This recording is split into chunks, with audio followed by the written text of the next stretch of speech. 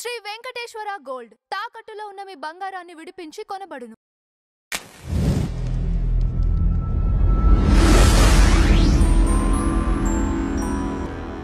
ఒక కురుక్షేత్రం లాంటి యుద్ధంలో శాంతిని కోరుకోకుండా దానికి ప్రాధాన్యత ఇవ్వకుండా అంత యుద్ధం జరిపి లక్షల మంది మరణానికి కారణమయ్యి హింసని ప్రేరేపించారు అని ఒక నెపం వేయటం శ్రీకృష్ణ పరమాత్మ పైన.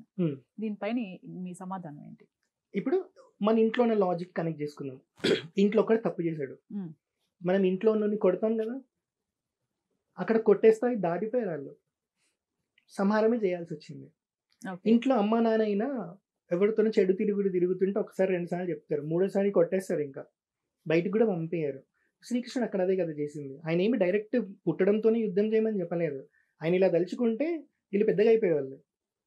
ఎందుకంటే వచ్చింది పరిపూర్ణ అవతారం, పూర్ణ అవతారం కూడా కాదు, ఏదో కళావతారము ఆవేశ అవతారం కూడా కాదు. వచ్చింది సాక్షాత్తు విష్ణుమూర్తి కృష్ణ స్వరూపంగా వచ్చారు.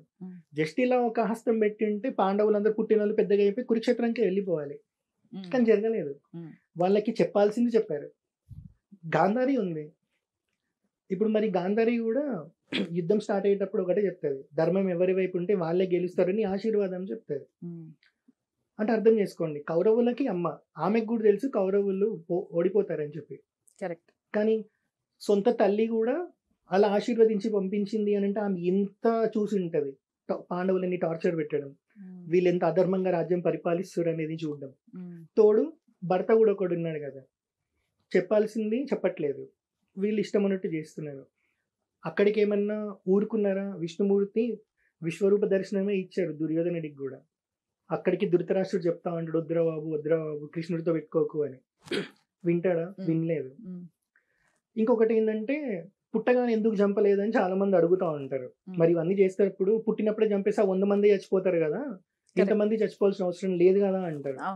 పుట్టినప్పుడు ఎందుకు చంపరు అంటే, కర్మ అనేది ఒకటి ఉంటుంది. సనాతన ధర్మం బిలీవ్ చేసేది కర్మ సిద్ధాంతం, పునర్జన్మ సిద్ధాంతం. బ్రహ్మదేవుడు మనకు ఆయుర్దాయం రాసేటప్పుడు ఇన్ని సంవత్సరాలు, ఇన్ని నెలలు, ఇన్ని మినిట్స్, ఇన్ని సెకండ్స్ అని ఇవ్వరు. ఇన్ని ఊపిర్లు తీసుకోవడానికి వీడికి అర్హత ఉంది అని పంపిస్తారు అన్నట్టు. అన్ని ఊపిర్లు అయినా కూడా చచ్చిపోవాలి, ఎలా అయినా చచ్చిపోతారు ఇంకా. అందుకే యోగాలో మనం శ్వాస మీద ధ్యాస అని చెప్తాం కదా, శ్వాస ఎంత స్లోగా తీసుకుంటే అంత ఆయుర్దాయం ఎక్కువ ఉంటుంది అన్నట్టు. సో చనిపోయి చివరి యూపీలో మనకి ఏదైతే మన మనసులో కోరిక ఉంటుందో ఆ కోరికని బట్టి వచ్చే జన్మ అనేది ఉంటుంది.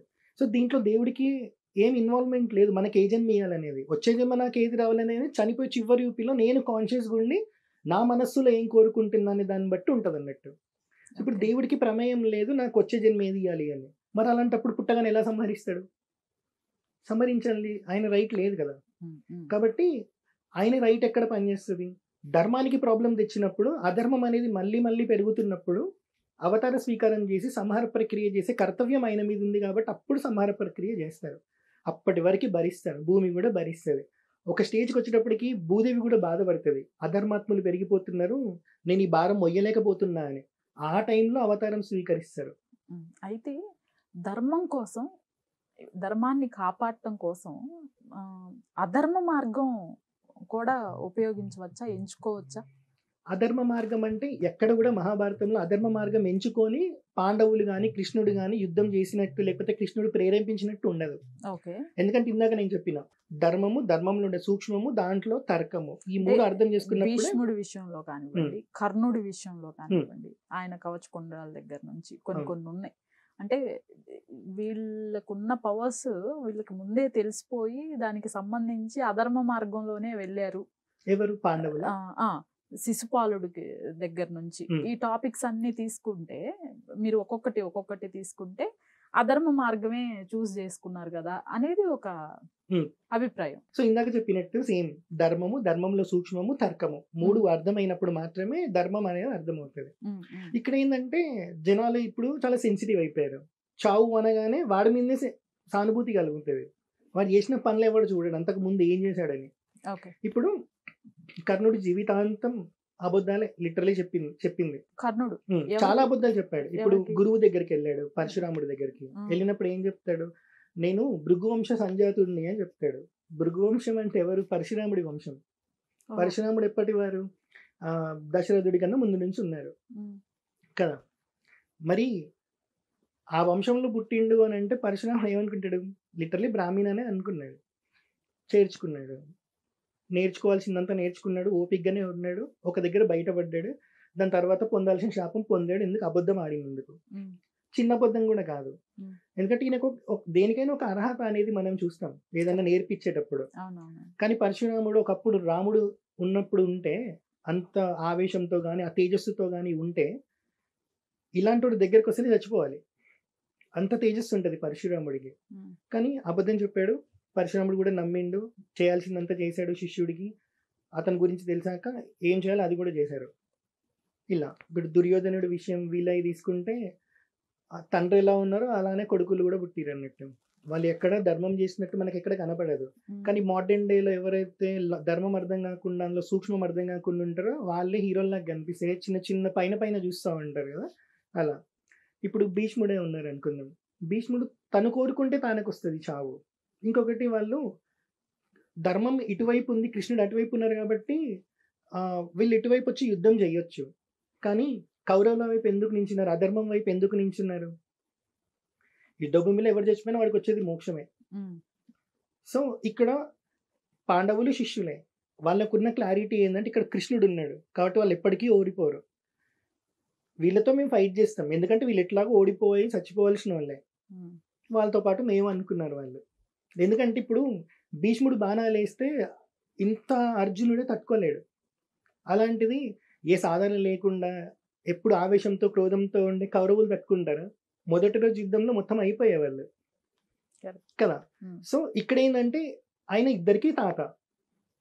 ఇప్పుడు ద్రోణాచార్యుడి విషయం మనం తీసుకున్నా సరే, ఇద్దరికి గురువు, అన్నీ తెలుసు, చచ్చిపోతామని తెలుసు, ఓడిపోతామని తెలుసు, కానీ అవతల వైపే నించున్నారు. ఎందుకంటే వీళ్ళకి స్ట్రెంగ్త్ కొన్ని రోజులు మనం సపోర్ట్ చేద్దామని.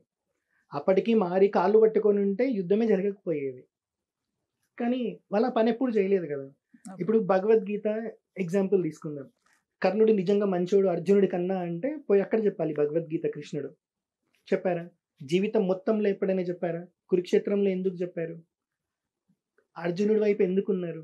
పాండవుల వైపు ఎందుకున్నారు? అర్జునుడితో స్నేహం ఎందుకు ఏర్పడింది? ధర్మం ఇటువైపు ఉంది కాబట్టి, పరమాత్మ ఇప్పుడు ధర్మం వైపు ఉంటాడు కాబట్టి ఇక్కడి నుంచి సపోర్ట్ చేశారు అన్నట్టు ఇక్కడ ఉండి.